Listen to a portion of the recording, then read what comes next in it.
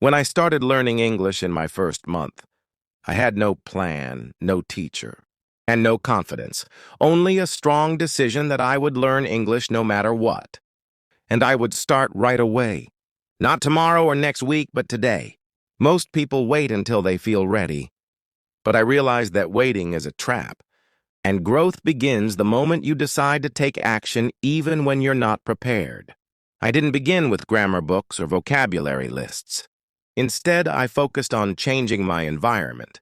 I switched my phone, laptop, and apps to English, so every time I looked at my screen, I was surrounded by the language. It was confusing at first, but I knew that being uncomfortable was part of learning. I stopped watching content in my native language and replaced it with English cartoons, simple YouTube videos, and slow conversations with English subtitles, not subtitles in my language, because I didn't want to depend on translation. I listened and read at the same time. And even when I didn't understand everything, I kept going. Because I knew understanding would grow through repetition and exposure. I kept a notebook to write down useful phrases. I heard natural ones like, "How's it going?" or "I don't get it," and reviewed them every day. I also began speaking to myself in English, describing things around me, asking and answering simple questions in my own room. I felt silly at first, but this practice helped me train my brain to think in English. I made many mistakes, hundreds, but I stopped being afraid of them because each mistake was proof that I was learning. I reminded myself daily that I didn't have to be perfect. I just had to be consistent. Even on days I was tired, I gave at least 15 minutes to English, watching a video, writing a few lines, or listening while cooking. I changed my inner voice from "I can't do this" to "I'm learning." And slowly I started recognizing words, understanding simple phrases, and feeling a spark of confidence. By the end of month 1, I wasn't fluent yet, but I was no longer a beginner who was waiting to start. I was already on the journey, building real progress step by step. And that first month became the most important foundation for everything that followed. In month 2 of my English learning journey, something important changed, not just in the way I learned, but in the way I felt, because this was the month I stopped treating English like a subject and started treating it like a lifestyle. I realized that if I wanted to become good at English, I couldn't just study it a few minutes a day and then forget about it. I had to surround myself with it, live in it, and breathe it every single day. So that's exactly what I did. I created what I now call my English environment. I started listening to English podcasts every morning while brushing my teeth, making breakfast, or commuting. I didn't care if I understood everything. I just listened and let my ears get used to the sounds, the rhythm, the melody of real spoken English. I subscribed to English-speaking YouTubers who talked about things I actually cared about: travel, self-improvement, storytelling, and daily life. Because learning becomes easier when you're interested in the topic. I followed English meme pages and motivation accounts on Instagram and Facebook so that whenever I picked up my phone, I would see a funny phrase, an inspiring quote, or a sentence I didn't know, and I'd look it up, learn it, and use it. I started talking to myself even more, narrating my day in English. "I'm walking to the store. I feel a little tired today. This weather is amazing." I knew no one was listening, and that gave me the freedom to make mistakes without fear. I began keeping a daily English journal, nothing too big, just a few lines about my day or thoughts. And even though my sentences were simple at first, like "I went to work today" or "I ate noodles for dinner," I kept going. And those simple sentences soon turned into short paragraphs. I also picked up a very short English storybook, something for kids or English learners, and read a few pages every night before bed, highlighting new words and guessing their meaning from context before checking the dictionary. Instead of forcing myself to memorize grammar rules, I let grammar come to me naturally through reading and listening. When I saw the same sentence structure again and again, I started to understand how English was built, not by rules on a whiteboard, but by real-life usage. One thing I did every night was choose one sentence I had heard or read that day and say it aloud 5 or 10 times, trying to copy the pronunciation, the speed, and the emotion, like an actor practicing a script. And slowly, those sentences became mine. I also began to feel more emotionally connected to English. The quotes I read, the speeches I listened to, they didn't just teach me words, they changed the way I thought. English started to become the language of my thoughts, my goals, and my dreams. But of course, it wasn't easy. There were days I felt like I wasn't making progress, days I wanted to skip, days I doubted myself. But on those days, I reminded myself, fluency doesn't come in one big step. It comes from showing up again and again. And I did. Even if I only had 20 minutes, I used them. Even when I felt tired or distracted, I told myself, just one podcast, just one page, just one sentence. Because small things, done consistently, create massive results over time. By the end of month 2, something amazing had happened. English didn't feel like a stranger anymore. It felt like a friend, a part of my everyday life, something I was slowly falling in love with. I wasn't fluent yet, but I wasn't afraid either. I was growing and I could feel it. I had built a relationship with the language, and that relationship was becoming stronger every single day. By the time I entered month 3 of my English learning journey, I had made English part of my daily life. I was listening, watching, reading, and writing almost every single day. But there was one thing I still hadn't truly done yet. Speak, and I mean really speak out loud to other people. Not just in my head or quietly under my breath, but with my full voice, using my imperfect English to express real thoughts, emotions, and ideas, and that scared me more than anything. You see, in my mind, I thought I needed to be fluent before I could speak. But the truth is, you don't speak because you're fluent.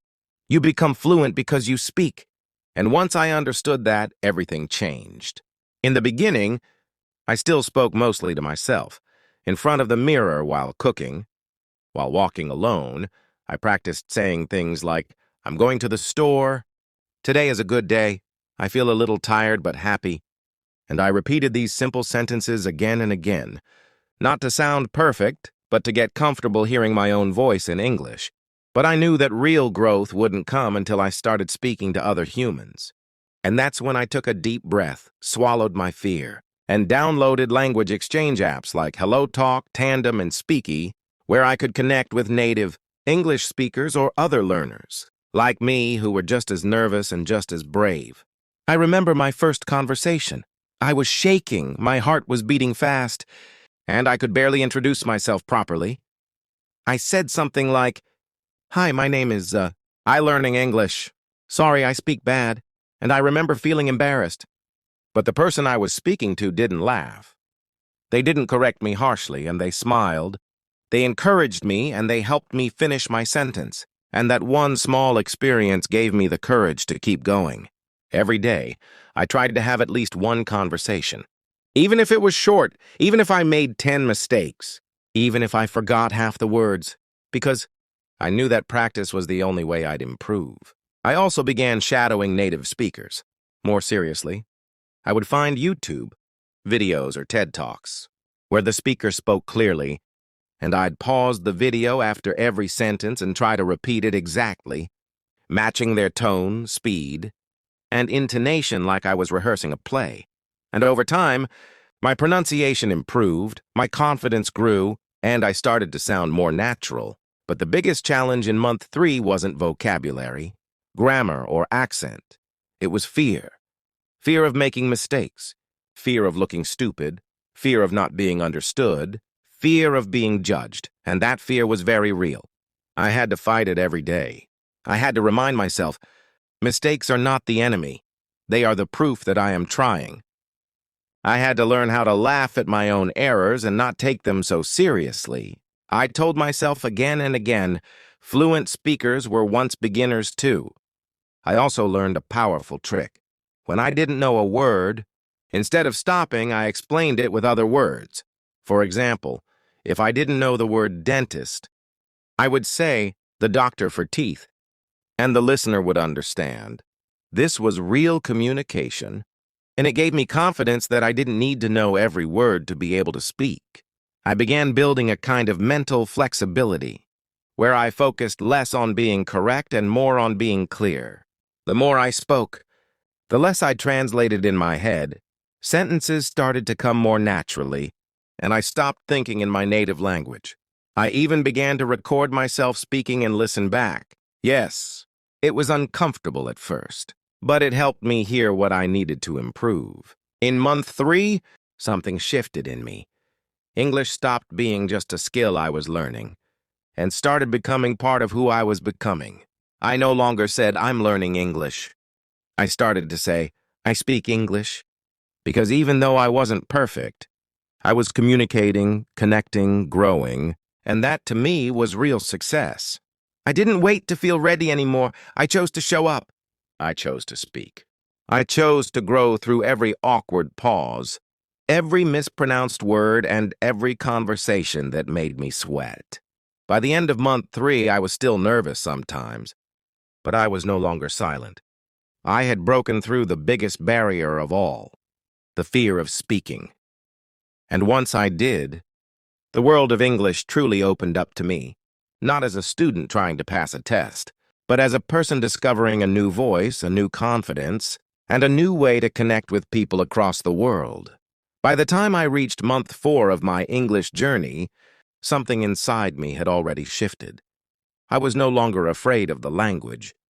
I wasn't hiding from it or making excuses, and I had already made English part of my daily life. But now I wanted more. I didn't just want to understand English. I wanted to use it beautifully, naturally, and confidently. And to do that, I had to change the way I was learning. I had to go from learning hard to learning smart. In the earlier months, I was focused on input, listening, reading, surrounding myself with English. But in month 4, I began to pay close attention to how I was learning and what would give me the biggest results.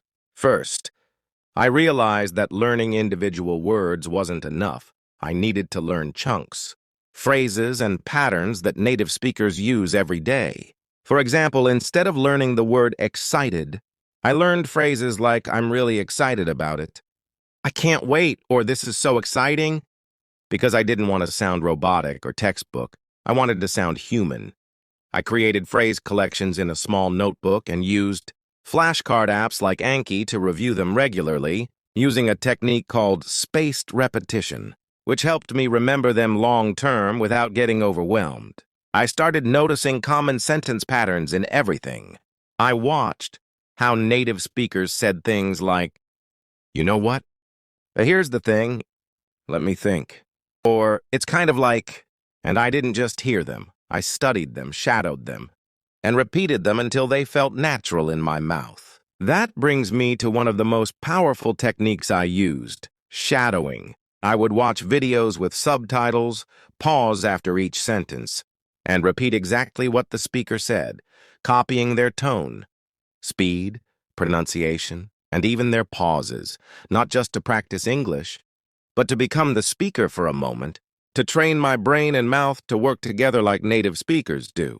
I did this with motivational videos, short interviews, podcasts, anything with clear speech. At first it was hard. I couldn't keep up and I stumbled over words. But slowly, my rhythm, pronunciation, and fluency improved without me even realizing it. Another huge improvement I made in month 4 was recording myself speaking, which was scary at first. Hearing my own voice in English made me feel insecure, but I forced myself to listen. Not to judge, but to improve. I noticed my mistakes. Maybe I was saying "he go" instead of "he goes," or maybe I was pausing too often, and I worked on fixing them. It was like being my own teacher. I also focused a lot on writing, but not formal essays. I wrote daily thoughts, short stories, personal reflections, and even imaginary conversations. I would write a few sentences and then speak them out loud, like I was practicing for real-life situations. I tried to describe my day entirely in English, and even if I didn't know a word, I would find a different way to say it, which made me more flexible as a speaker. By month 4, I wasn't just practicing English. I was thinking in English. I would wake up with English words in my mind. I stopped translating in my head and started reacting naturally. And when I didn't know something, I didn't panic. I stayed calm, used what I knew, and kept going. I also began asking myself why, behind everything I said or heard. Why do they say used to instead of just use? Why do they say gonna instead of going to? Why does this sentence feel more natural than that one? I wasn't just copying anymore. I was understanding how the language really works. And still, through all of this, I stayed consistent. Even on the days I felt tired or unmotivated, I reminded myself that progress comes from showing up, not from feeling perfect. Some days I only had 15 minutes. I used those minutes wisely. I listened to a short podcast, reviewed flashcards, or repeated 3 new phrases. I didn't break the chain. Every single day I fed my brain English like water to a plant. I also noticed my identity starting to change. When I introduced myself to people online, I said, "I'm learning English and I love it. Not sorry my English is bad." I stopped apologizing for learning. I started to feel proud. English was no longer a challenge. It was a gift. Something that made me feel more alive, more expressive, more connected to the world. And the most beautiful part? I began to enjoy the process more than the result. I stopped chasing fluency and started embracing the journey. By the end of month 4, I felt like I had crossed an invisible line. I wasn't just a learner anymore.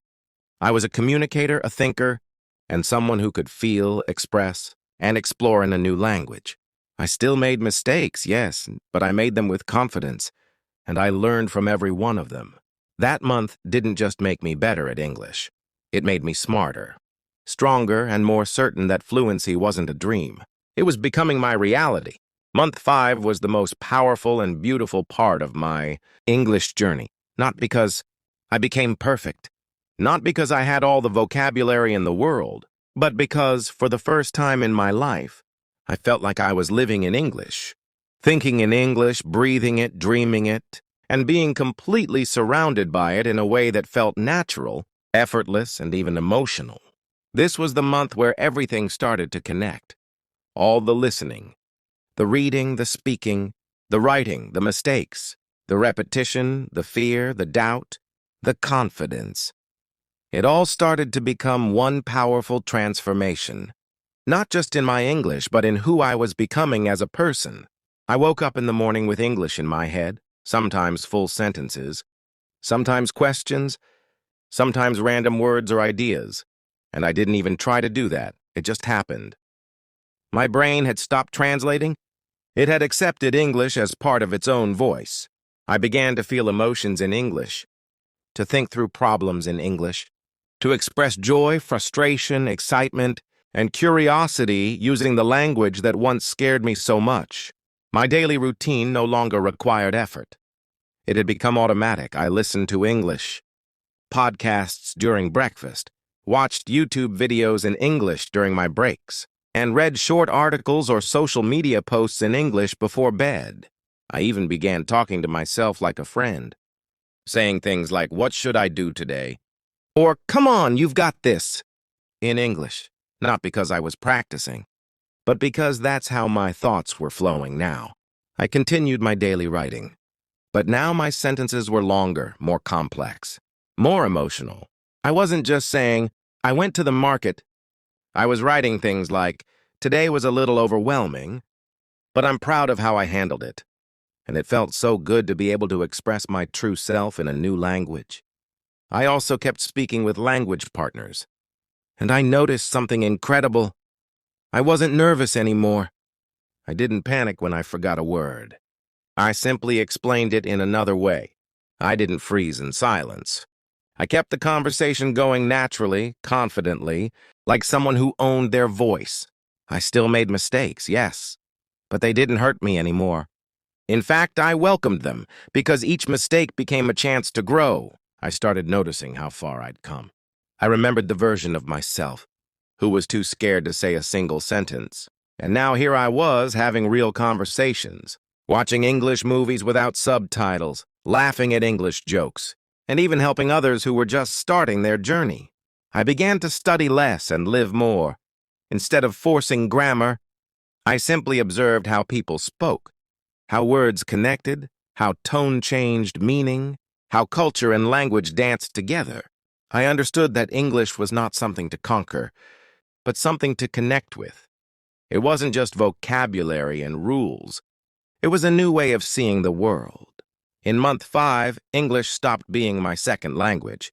It became my other voice. A voice I had worked hard to create, a voice I could now trust. And with that voice came something even more important: self-belief.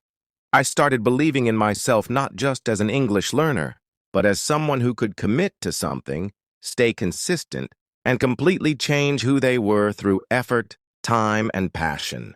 Month 5 taught me that fluency is not a destination. It's a habit, a relationship, a lifestyle. It's not about knowing every word, and it's about using what you know every day, with courage and curiosity. And so I ended month 5 not as someone who had finished the journey, but as someone who had just begun a new chapter. Not a beginner, not an expert, but a confident English speaker who had built their voice from the ground up. And if I could do that, starting from nothing, from fear, from frustration, from zero, then anyone can, you can. The journey is real and the reward is beyond words. English didn't just change the way I speak, it changed the way I live. So that was my 5-month journey. Not perfect, not easy, but real. If there's one thing I've learned, it's that learning English isn't just about language. It's about courage, consistency, and believing in yourself even when progress feels invisible. I didn't have special talent, expensive courses, or perfect grammar. I just refused to quit. And every day, no matter how small the step, I kept moving forward. If I can do it, you can too. Start with what you have. Start where you are. Use what's around you. Speak even if you make mistakes. Learn even if it's hard. Because the truth is, your fluency is not waiting in some future classroom or textbook. It's waiting in your daily effort. You're not too late. You're not too old. You're not too bad. You're just one decision away from becoming the English speaker you dream of being. So don't wait. Start now. And remember, your journey might begin with small words, but it can lead you to a whole new world.